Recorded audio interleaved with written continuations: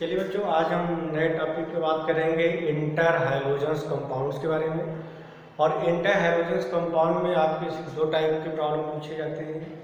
या तो आपके इंटर हाइड्रोजन कंपाउंड्स में पूछा जा सकता है कि draw the structure of the following inter hydrogens compound, जो कि आपके एग्जाम में पूछा जाता है।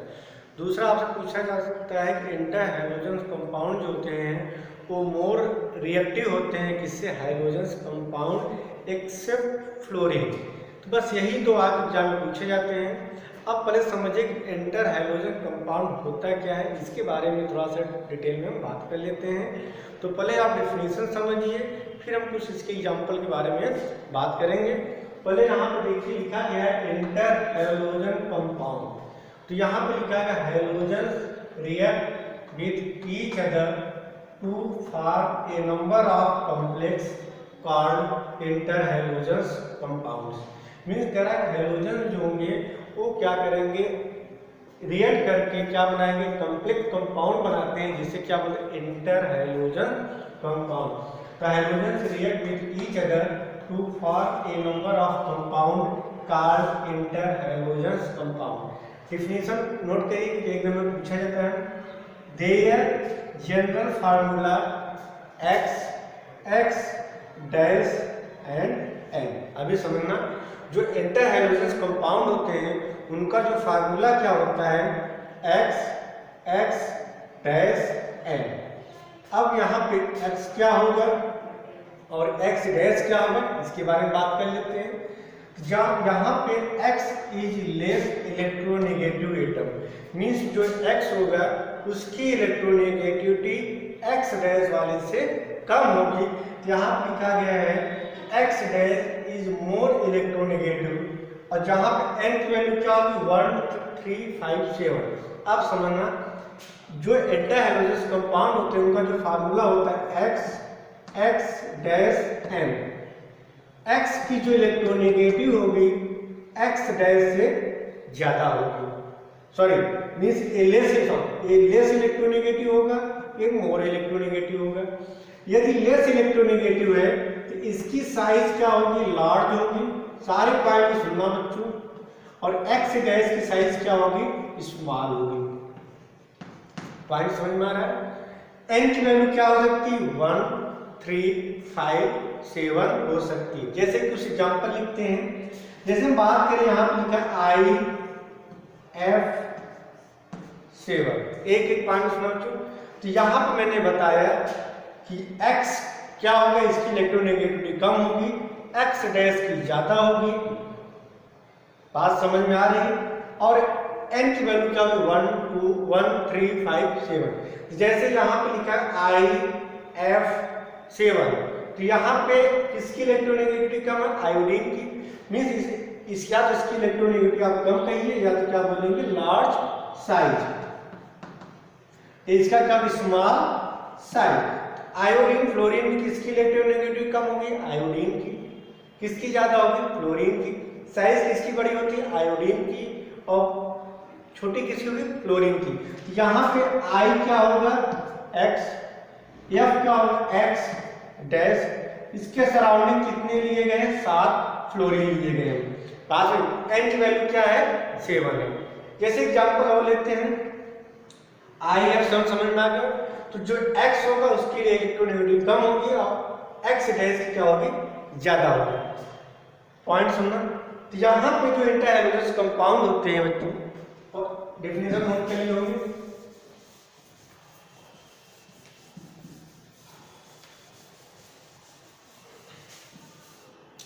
तो इंटर हाइड्रोजन कंपाउंड कितने टाइप होंगे, एक बनेगा x डैश, दूसरा क्या बने x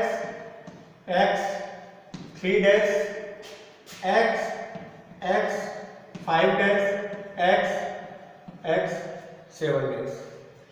कितने टाइप के इंटर हाइड्रोजन कंपाउंड होंगे, 4 टाइप के, x dash, x 3 dash, x 5 dash, x 7 dash. यहाँ पे जो x है इसकी इलेक्ट्रोनेगेटिविटी कम होगी, x डैश की ज्यादा होगी। यहाँ पे x की इलेक्ट्रोनेगेटिविटी कम, x डैश का ज्यादा, यहाँ कम ज्यादा, यहाँ पे ज्यादा। मीन्स इसकी साइज क्या होगी, लार्ज होगी। इसकी साइज क्या होगी स्मॉल, x की साइज लार्ज, x डैश की स्मॉल, x की साइज लार्ज, x डैश की साइज स्मॉल, x की साइज लार्ज, x डैश के क्या होगा। यहाँ तक चीजें समझ में आ रही है। तो एक एक पार्ट को सुनना। कितने टाइप होते हैं, 4 टाइप के। जैसे यहाँ पे कुछ एग्जांपल लिए गए हैं, preparation of inter halogens compound, सुनना बच्चों। तो आपको उसको याद करने की जरूरत नहीं है कि आप इंटर हैलोजेंस कंपाउंड कैसे बनाते हैं, क्योंकि आपको जब पूछा भी नहीं जाता है। तो इंटर हैलोजेंस कंपाउंड मतलब क्या हुआ, यहाँ पे क्लोरीन और फ्लोरीन दो आपने लिया, किस रेशियो में, 1:1। तो यहाँ पे क्या बना, ClF बना। तो किस टाइप का हैलोजन कंपाउंड है, यहाँ पे क्लोरीन फ्लोरीन को 473 केल्विन पे जब आपने हीट किया तो दो हैलोजन आपस में रिएक्ट करके क्या बना लिए, ClF। तो इसे क्या बोलेंगे, इंटर हैलोजन कंपाउंड। अब इसमें हमारा X कौन होगा, क्लोरीन होगा, और X डैश कौन होगा, ये होगा। मीन्स क्लोरीन क्या कहलाएगा, X, फ्लोरीन क्या कहलाएगा, X डैश कहलाएगा। क्या हमारा एक करेक्ट है, फ्लोरीन Cl, क्या हमारा इंटर हैलोजन कंपाउंड कहलाएगा, नहीं कहलाएगा। पॉइंट तो सुनना बच्चों, एक ही चीज को समझ, आपसे MCQ पूछा जाता है। इंटर हैलोजन कंपाउंड क्या होता है, X डैश, X की इलेक्ट्रोनेगेटिविटी कम होगी, X डैश की ज्यादा होगी। तो यहाँ पे पहला कहलाएगा X, ये क्या कहलाएगा, X डैश, इसकी इलेक्ट्रोनेगेटिविटी फ्लोरीन से कम होती है। मींस ClF हमारा इंटर हैलोजन कंपाउंड होगा। क्या FCl हमारा इंटर हैलोजन कंपाउंड होगा, नहीं होगा। क्यों नहीं होगा, तो इसको क्या बोलेंगे, X, इसे क्या बोलेंगे, X डैश। आपको पता है कि X की इलेक्ट्रोनेगेटिविटी X डैश से क्या होनी चाहिए, कम होनी चाहिए। तो लेकिन यहाँ पे इसकी इलेक्ट्रोनेगेटिविटी इससे ज्यादा है, तो हमारा इंटर हैलोजन कंपाउंड नहीं कहलाएगा। दूसरा एग्जांपल समझिए, यहाँ पे ब्रोमीन लिया गया है, फ्लोरीन लिया गया है, सॉरी ब्रोमीन और फ्लोरीन लिया गया है। तो यहाँ पे वही 473 केल्विन पे जब आपने इसको हीट किया तो क्या बना, BrF3 बना।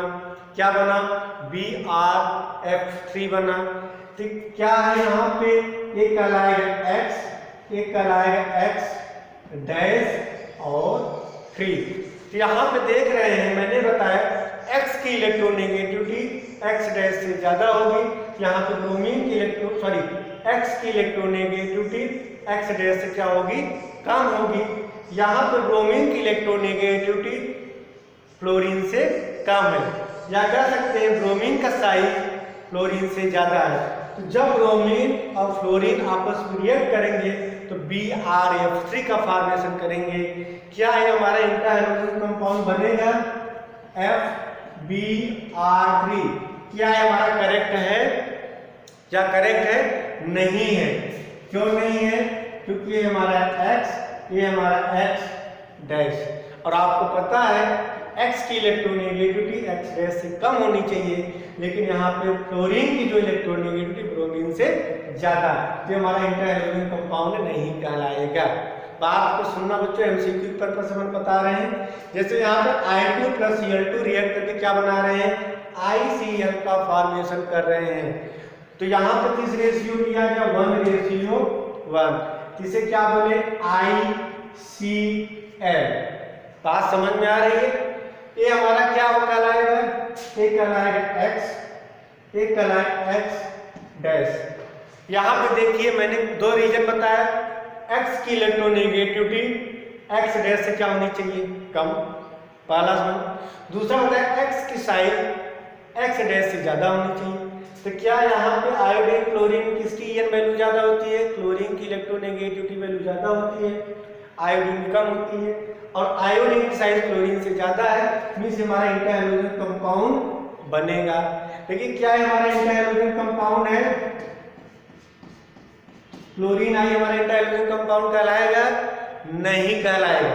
क्यों, क्योंकि यह बेटा हमारा X, ये हमारा X डैश, क्लोरीन की EN वैल्यू आयोडीन से ज्यादा है, तो हमारा इंटर हैलोजन कंपाउंड नहीं कहलाएगा। क्या फ्लोरीन आई हमारा इंटर हैलोजन कंपाउंड कहलाएगा, नहीं कहलाएगा। क्यों? क्योंकि हमारा बच्चा x, ये हमारा x डैश, x की इलेक्ट्रोनेगेटिविटी x डैश से ज्यादा है, तो हमारा इंटर हैलोजन कंपाउंड नहीं कहलाएगा। क्या IBr और Br में कौन सा कंपाउंड हमारा इंटर हैलोजन कहलाएगा? बताइए। IBr कहलाएगा। क्यों? क्योंकि ये कहलाएगा x, ये कहलाएगा x डैश, ये कहलाएगा x, ये कहलाएगा x डैश। यहाँ पे x की ईएन वैल्यू x डैश से क्या है? कम है, मीन्स I की ईएन वैल्यू Br से कम है, इंटर हैलोजन कंपाउंड कहलाएगा। लेकिन यहाँ पे Br की ईएन वैल्यू I से ज्यादा है, इंटर हैलोजन कंपाउंड नहीं कहलाएगा। तो आपका कितने टाइप होते हैं? 4 टाइप होते हैं। कौन कौन से होते हैं बच्चों? x dash, x3 dash, x5 dash और x7 डैश। चलिए एक एक करके हम सारे टॉपिक को समझते हैं। तो चलिए कितने टाइप के बच्चों जैसे हम बात करें, 4 टाइप होंगे, x डैश, x3 डैश। पहले हम 2 की बात करते हैं। तो पहला जैसे एग्जाम्पल ले लें, ClF, Br,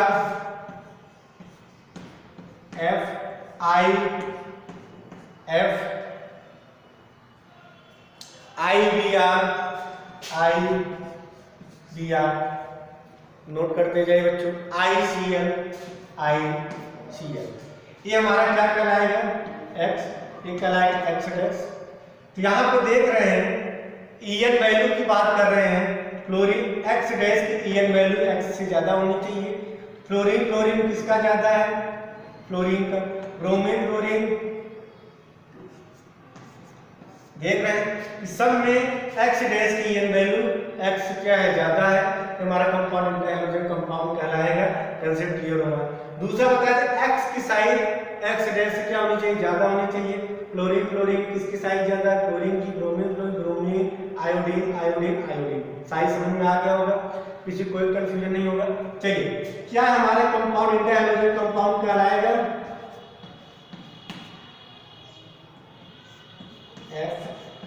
Br,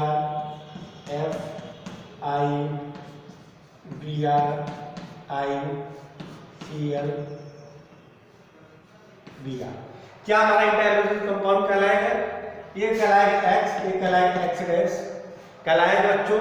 नहीं कहलाएगा। क्यों? क्योंकि फ्लोरीन की ईएन वैल्यू ज्यादा है, ब्रोमीन आयोडीन ब्रोमीन का, क्लोरीन में ब्रोमीन का। तो यहाँ पे x की ईएन वैल्यू x डैश से ज्यादा है, तो ये हमारा इंटर हैलोजन कंपाउंड नहीं कहलाएगा। बात समझ में आप लोगों को आ रही है बच्चों? किसी कोई कंफ्यूजन? हाँ, चलिए तो इसको नोट करिए, फिर आगे हम चलते हैं।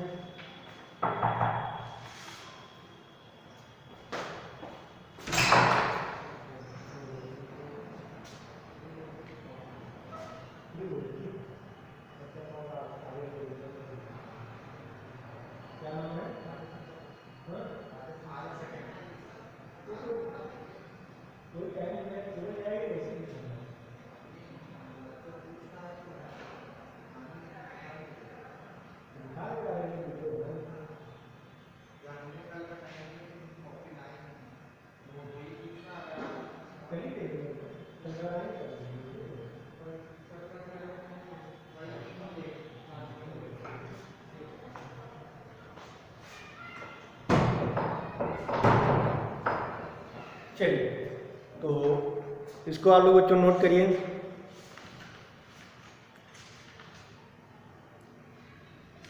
चलिए अब हम बात करते हैं कि स्ट्रक्चर के बारे में। ये समझ में आ गया होगा बच्चों, इसको नोट कर लिए होंगे आप लोग।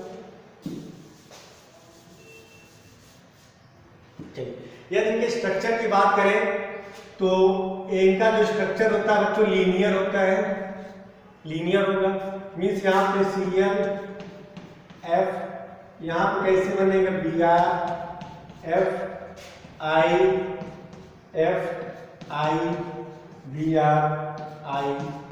FIBr, सारे कंपाउंड हमारे क्या कहलाएंगे बच्चों? इंटर हैलोजन कंपाउंड कहलाएंगे। चलिए इसको नोट करिए। तो x डैश आपका क्लियर हो गया होगा बच्चों।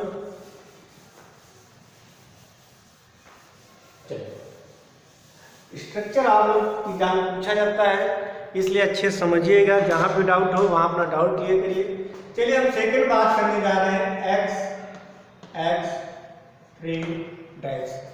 x की ये वैल्यू x डैश हमेशा क्या होगी, कम होगी, या x की साइज x डैश से क्या होगी, ज्यादा होगी। तो जैसे इसके कुछ एग्जांपल नोट करते हैं, जैसे ClF3 नाम आप लोग सुने होंगे। दूसरा नोट करिए BrF3, नोट करते जाइए। अगला नोट करिए IF3। तीन एग्जांपल लेते हैं, ClF3, BrF3, IF3। x की n वैल्यू ये होगा हमारा बच्चा x, ये होगा x डैश 3।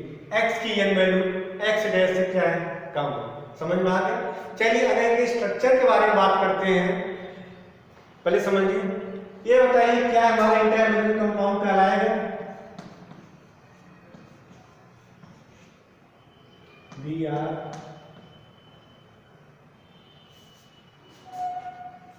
BrF3,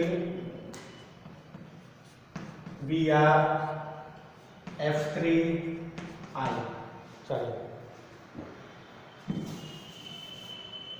FBr3FI3 क्या इंटरहैलोजन कंपाउंड कहलाएगा बच्चों, नहीं कहलाएगा। चलिए समझ में आ गया होगा। चलिए इनके स्ट्रक्चर के बारे में बात कर लेते हैं, इनका स्ट्रक्चर क्या होगा। और आप लोग बच्चों आपको 11th में पढ़ाया गया था ClF3 की पहले बात कर लें। यदि आपको ClF3 समझ में आ जाएगा तो तीनों स्ट्रक्चर आप लोग बना लेंगे। तो आपको हाइब्रिडाइजेशन निकालने का तरीका बताए थे, याद करिए 11th में आप देखिएगा, क्लोरीन का बस 7, क्लोरीन 7 into 3, टोटल कितना आ जाएगा 28, डिवाइड बाई 8 क्या आ जाएगा, कितने बचेंगे रिमेनिंग, 4 में डिवाइड करेंगे कितने से, 2 से आएगा 2। कंसेप्ट आपको समझ में बताया हो बच्चों। टोटल आएगा यहाँ पे कितना 5, ये हमारा कहलाएगा बॉन्ड पेयर, ये कहलाएगा लोन पेयर।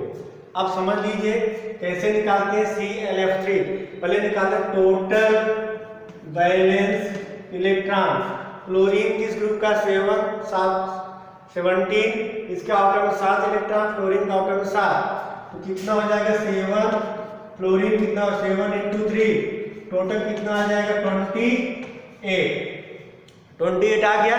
तो मैंने बताया जब total valence electron more than 8 आए, टोटल वैलेंस इलेक्ट्रॉन कितना है, मोर देन 8 से ज्यादा है, डिवाइड बाय क्या करेंगे 8, यहाँ क्या आ जाएगा 24, यहाँ पे रिमेनिंग कितना बचा 4, जो रिमेनिंग बचता है, यदि total balance electron more than 8 आ जाए डिवाइड बाई 8 करिएगा, जो रिमेनिंग बचता है उसको डिवाइड बाई क्या करेंगे 2, यहाँ पे आ जाएगा 4। बात समझ में आ रही है बच्चों। तो फर्स्ट डिवाइड करने पे जो आता है उसे बोलते हैं बॉन्ड पेयर, सेकंड डिवाइड करने पे जो आता है उसे क्या बोलते हैं, लोन पेयर। तो 3 bond pair 2 lone pair, total कितने हो गए 5। यदि 5 आ रहा तो उसका हाइब्रिडाइजेशन क्या होता है बच्चों, sp3d, यही होता है। सब 11th होता है, 3 + 2 कितना 5, sp3d आएगा। तो ClF3 का जो हाइब्रिडाइजेशन आएगा वो क्या आएगा, sp3d। अब इसके स्ट्रक्चर मैंने आपको बहुत सिखाया था, इसका स्ट्रक्चर क्या होगा देखिएगा। क्लोरीन सेंट्रल एटम होगा, sp3d में मैंने बताया था यहाँ पे क्लोरीन हो जाएगा, कितने बॉन्ड पेयर, 3 बॉन्ड पेयर, एक क्लोरीन यहाँ पे जाएगा, एक क्लोरीन यहाँ पे, एक क्लोरीन यहाँ पे। ये कौन सा पोजीशन कहलाता है, एक्सियल पोजीशन। ये कौन सा पोजीशन कहलाएगा, इक्वेटोरियल। कितने लोन पेयर, 2 लोन पेयर, एक लोन पेयर यहाँ पे आएगा और एक लोन पेयर यहाँ पे आएगा। हाइब्रिडाइजेशन क्या होगा, sp3d। और कैसा स्ट्रक्चर दिख रहा है, टी शेप दिख रहा है, देखिए टी शेप, इसका शेप क्या बोलेंगे, टी शेप। तो यदि हमारा कोई भी कंपाउंड X3 टाइप का है तो उसका हाइब्रिडाइजेशन क्या होगा, sp3d होगा और शेप क्या होगा, T शेप होगा। जैसे यहाँ पे BrF3 की बात करेंगे तो इसका क्या है, sp3d T शेप। IF3 की बात करेंगे sp3d T शेप। जैसे एग्जांपल हम लेते हैं BrF3 का बना है तो यहाँ पे X हमेशा सेंटर पे आएगा तो यहाँ पे क्या लिखेंगे, Br। जो X होगा हमेशा सेंटर पे आएगा, उसके सराउंडिंग क्या होगा, X डैश। कितने फ्लोरीन है, 3, 1 2 3। कितने लोन पेयर बचेंगे, 2 लोन पेयर। ब्रोमीन पर जो 7 इलेक्ट्रॉन होते हैं, एक इसके साथ बॉन्ड बना है, 1 2 3। कितने बचे, 4। तो 2 लोन पेयर इस इक्वेटोरियल पे आएगा, 2 लोन पेयर यहाँ पे आएगा। जैसे IF3 की बात करें बच्चों, नोट करिए पहले, IF3 की अगर हम बात करें तो IF3 का भी हम सेम स्ट्रक्चर बनेगा, IF3। यहाँ पे क्या लिखेंगे, आयोडीन, ये होगा फ्लोरीन, फ्लोरीन, फ्लोरीन।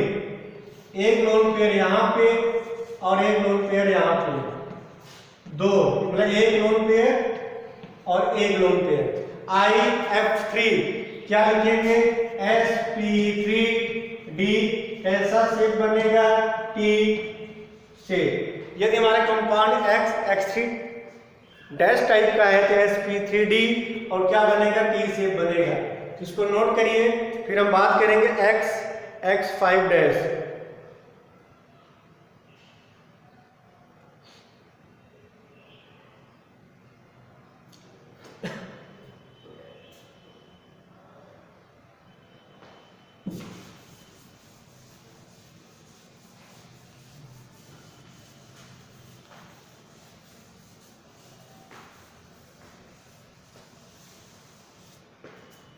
चलिए अगला हम बात करें बच्चों X5 डैश।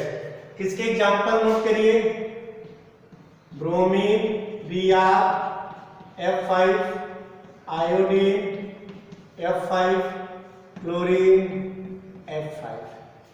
ये हमारा इंटरहैलोजन कंपाउंड होगा, दिस। चलिए अच्छा ये बताइए क्या है हमारा इंटरहैलोजन कंपाउंड होगा, Br I5, fluorine Br5, fluorine Cl5।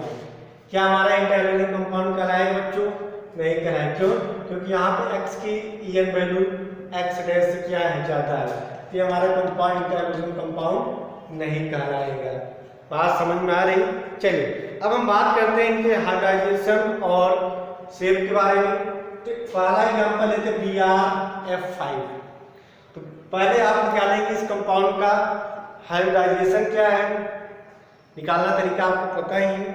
फिर जैसे आपको हाइब्रिडाइजेशन समझ में आ जाएगा, आप उसकी ज्योमेट्री भी निकालेंगे। जैसे एग्जांपल लेते हैं BrF5। तो Br जो होगा X हमेशा सेंटर में होगा और X डैश हमेशा सराउंडिंग में होगा। तो पहले आप क्या करेंगे, BrF5 का निकालेंगे टोटल वैलेंस इलेक्ट्रॉन। ब्रोमीन होगा 7, क्लोरीन 7 × 5 कितना आ जाएगा, टोटल आ जाएगा 42। तो मोड़ देने पे डिवाइड बाई 8, 5, 40, आपका रिमेनिंग बच्चा 2। डिवाइड बाई क्या करेंगे, 2 2 कैंसिल। तो फर्स्ट डिवाइड करने पे क्या आया, 5। इसमें 5 बॉन्ड पेयर होगा और एक लोन पेयर। आपको समझ में आ रहा होगा। आपको पता है 5 बॉन्ड पेयर और एक लोन पेयर, टोटल कितने हो गए, 6। तो बॉन्ड पेयर और लोन पेयर कैलकुलेट करने पे टोटल 6 आ रहा है। तो उस कंपाउंड का जो हाइब्रिडाइजेशन होगा sp3d2, 1 3 2, टोटल कितने हो गए, 6।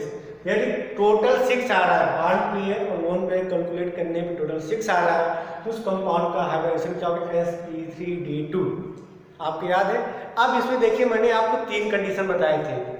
यदि यही टोटल 6 आ रहा है, जैसे 5 + 1 6 आ रहा तो क्या होगा sp3d2 होगा। यदि 6 बॉन्ड पेयर 0 लोन पेयर है, 6 बॉन्ड पेयर 0 लोन पेयर, तो उसका जो ज्योमेट्री या शेप होगा वो क्या होगा ऑक्टाहेड्रल। याद करिए। यदि 5 बॉन्ड पेयर 1 लोन पेयर आ रहा है तो वहां होगा स्क्वायर पिरामिडल, और 4 बॉन्ड पेयर 2 लोन पेयर आ रहा है तो क्या बनता है स्क्वायर प्लेनर। याद करिए 6 बॉन्ड पेयर होने पे ज्योमेट्री क्या है ऑक्टाहेड्रल, उसका जो शेप बनेगा octahedral. 5 bond pair 1 lone pair होने पे क्या बनता है, क्या बनेगा स्क्वायर पिरामिडल, और 4 बॉन्ड पेयर 2 लोन पेयर होने पे क्या बनता है स्क्वायर प्लेनर। आप 11 के नोट्स उठाए बच्चों, एक बार उसको आप लोग देख लीजिए। तो यहाँ पे 5 बॉन्ड पेयर 1 लोन पेयर आ रहा है, इसका जो शेप होगा वो क्या बनेगा स्क्वायर पिरामिडल, स्क्वायर पिरामिडल। बात समझ में आ रही है बच्चों, क्या बनेगा स्क्वायर पिरामिडल। अब स्क्वायर पिरामिडल आप कैसे बनाएंगे, चलिए। यदि आपका sp3d2 आ रहा है तो sp3d2 आ रहा है तो पहले तो आप क्या करिए, x ये होता है sp3d2 का, ये होता है स्ट्रक्चर। तो ये हुआ ऑक्टाहेड्रल होता है। लेकिन यहाँ 5 बॉन्ड पेयर 1 लोन पेयर आ रहा है तो यहाँ पे इसका जो ज्योमेट्री बनेगा स्क्वायर पिरामिडल। सेंटर पे क्या होगा Br,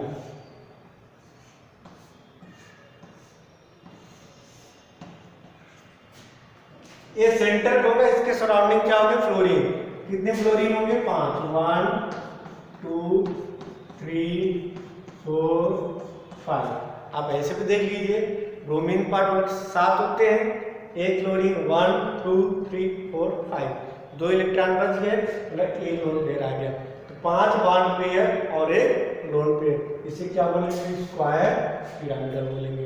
हाइब्रिडाइजेशन क्या होगा बच्चों sp3d2 होगा। बात समझ में आप लोगों को आ रही होगी। चलिए लास्ट हम बात करते हैं x 7 टाइम।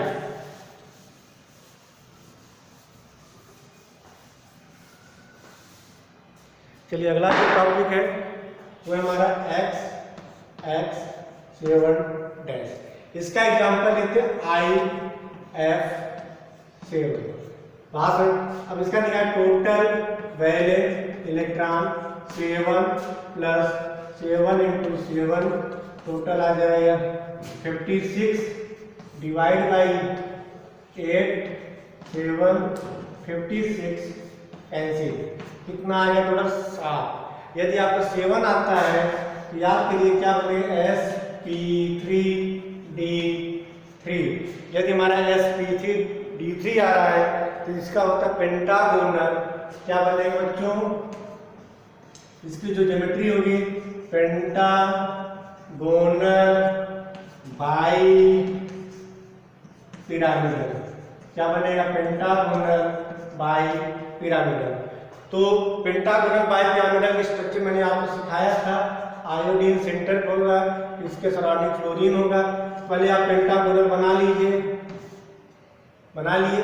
यहाँ पे क्या देखिए आयोडीन 1 क्लोरीन 2 3 4 5। पहले आप इतना करिए, पेंटागन बना लीजिए 5 2 3 4 5। सेंटर पर आपने क्या रखा आई, इसके सराउंडिंग कितने फ्लोरीन है 7। ये 5 बन गया होगा। अब एक लाइन इधर के लिए, एक इधर, एक फ्लोरीन यहाँ पर लगा दीजिए, फ्लोरीन यहाँ पे। ये बन गया आपका पेंटागोनल बाई पिरामिडल। क्या बन गया बच्चों पेंटागोनल बाई पिरामिडल। इसको नोट करिए।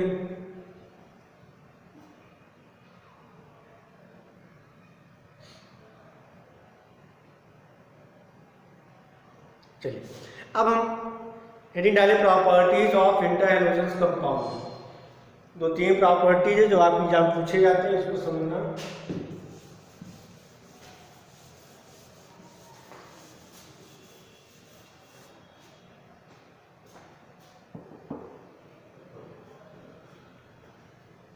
चलिए पहला नोट करिए,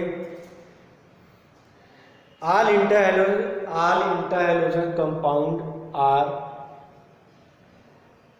covalent compound because of small electronegativity difference.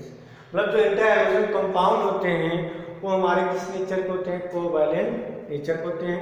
तो नोट करिए all inter halogen compound are covalent compound because of small electronegativity difference. Means इनके बीच इलेक्ट्रोनेगेटिविटी डिफरेंस क्या होता है? बहुत कम होता है। इस वजह से हमारे क्या होते हैं? कोवैलेंट कंपाउंड होते हैं। अगला नोट करिए, all inter halogen compound have paired electron hence are diamagnetic in nature. जैसे यहाँ पे ClF3 की बात कर रहे हैं, आप देख रहे हैं इनके पास क्या होता है? Paired electron.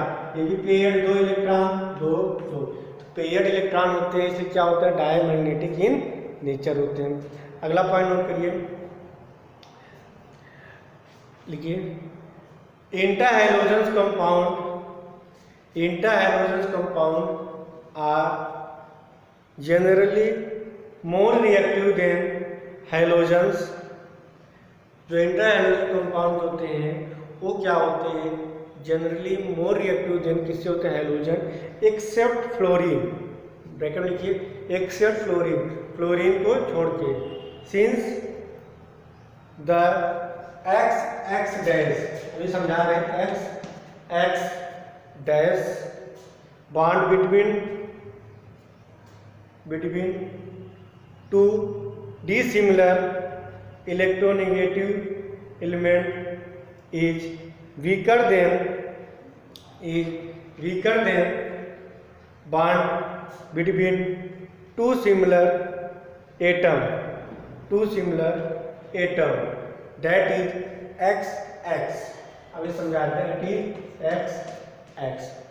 आगे नोट करिए, this is due to the reason the overlapping of orbital of this is due to the region that overlapping of orbitals of two dissimilar atoms is less effective than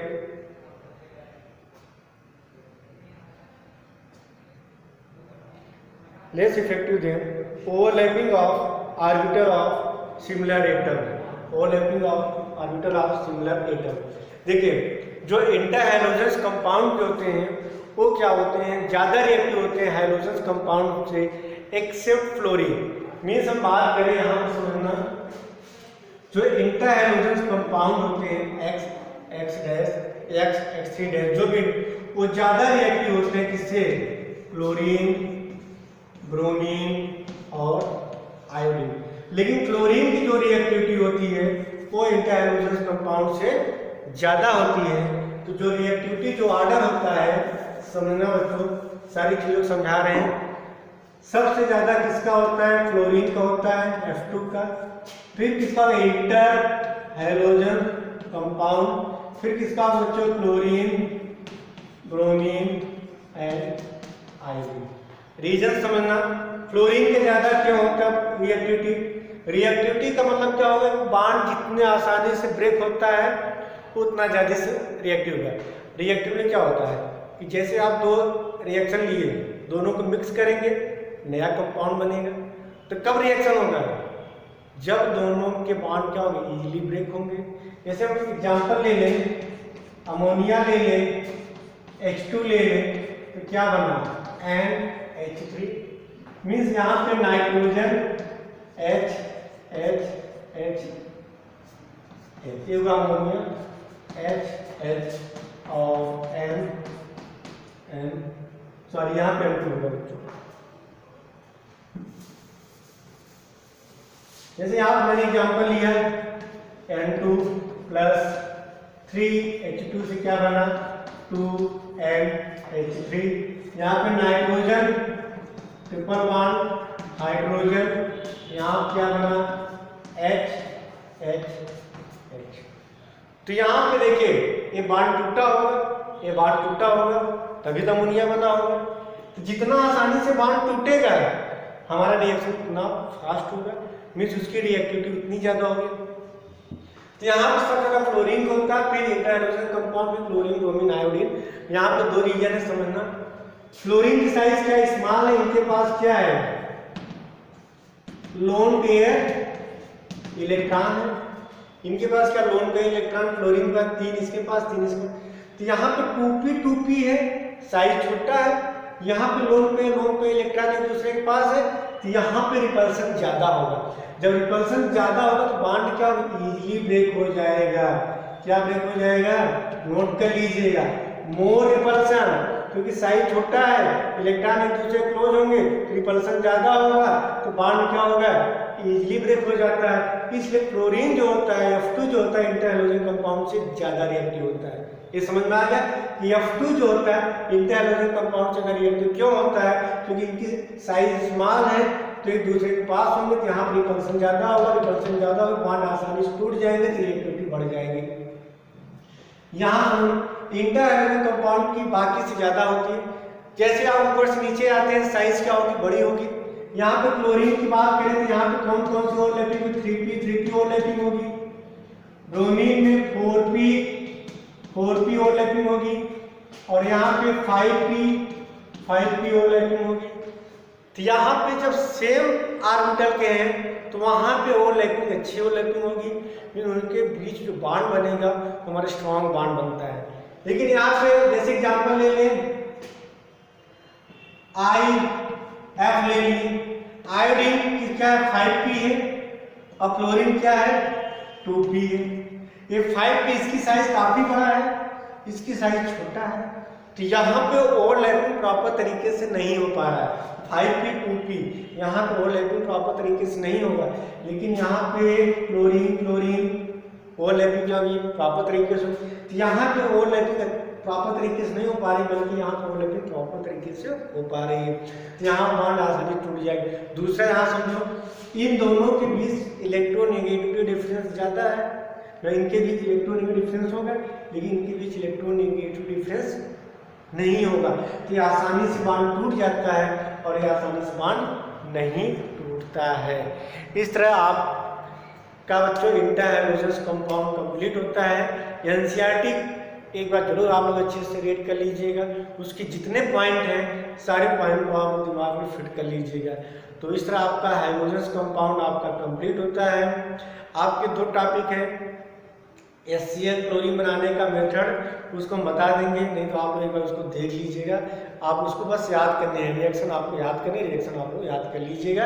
अब अगले lecture में बात करेंगे noble gas के बारे में, और थोड़ा सा आपका सल्फर वाला टॉपिक बचा होगा वो भी आपको कंप्लीट करा देंगे।